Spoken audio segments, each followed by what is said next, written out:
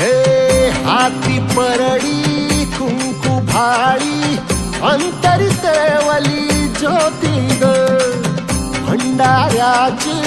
मुठ उधळली पाप जळली कोटी ग सेवेसाठी आलो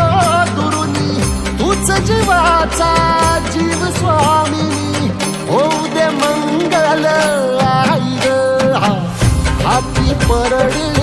कुंकू भाळी अंतरी तेवली ज्योती ग भंडाऱ्याची मुठ उधळली पाप जळली कोटी ग